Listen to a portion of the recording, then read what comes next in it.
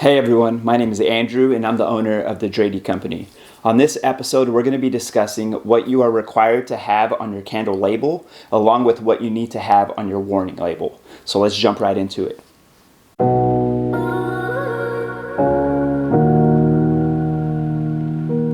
Alright guys, let's jump right into it. So we're going to get into the first thing. The first thing is a statement describing your commodity. So in this case, it would be a candle. So somewhere on your label, you have to display that it's a candle. In fact, on ours, it says coconut wax candle. That's enough. People just need to know what they're buying, and the FTC requires that you display exactly what the purpose of your commodity is. So whether you're selling perfume, whether you're selling plants, whether you're selling televisions, whether you're selling anything, it has to state somewhere on the product what it is. So in this case, it would be a candle. So the number two thing that you have to have on your candle is a name and place of business.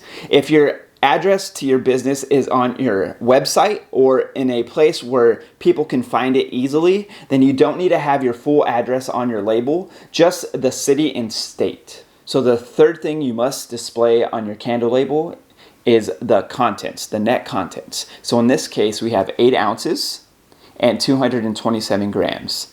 You have to have this on your candle label in order to sell the candle that meets the requirements set forth by the FTC. Alright guys, so the fourth thing that you need to have on your candle is a warning label. If you go to any store and you pick up a candle and you look on the bottom, you'll notice that it says 3 things.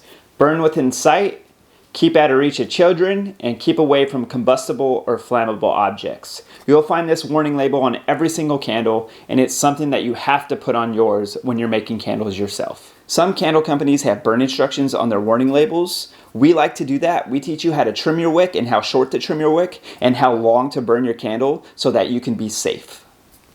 Hey guys, that's all for the video. We hope that it helped you today. We hope you gained value and you learned something. If you have any questions, comments, or concerns, feel free to drop them in the comment section and we'll get back to you within 24 hours. Also, our Instagram is going to be somewhere on here. Make sure you follow us on Instagram and join our Facebook group. The link is in the description below me. Hey, until next time, God bless you. We love you so much and have a wonderful day.